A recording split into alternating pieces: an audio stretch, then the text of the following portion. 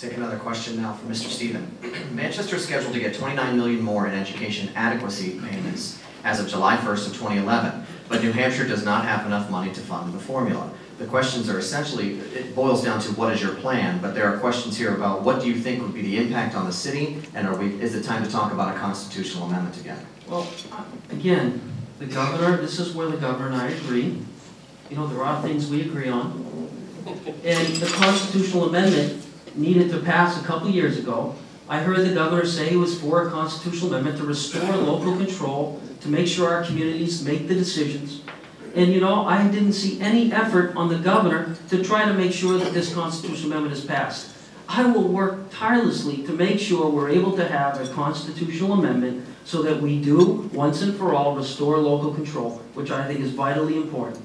We will have a targeted aid formula. We will make sure that we help those communities in need.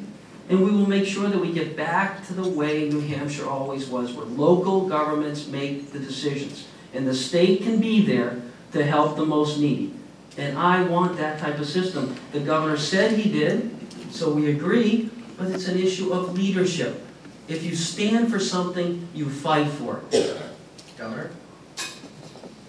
As we look at education funding, and we've made a lot of progress with education funding, in fact, as a state, we've kept our commitment to communities and to schools with regard to education funding.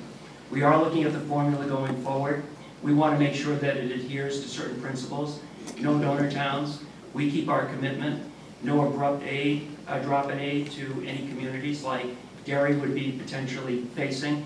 And we're able to target aid to communities which need it more than others. But there is a fundamental disagreement here, John, in terms of the kind of constitutional amendment that we would support. John Stephen wants an amendment that would allow the state to abandon its responsibility for public education. I don't agree with that, and I fought that battle in Concord. I want an amendment that allows the state, that affirms the state's responsibility for public education, and at the same time allows us to target more money to the communities and to the children who need it more than others.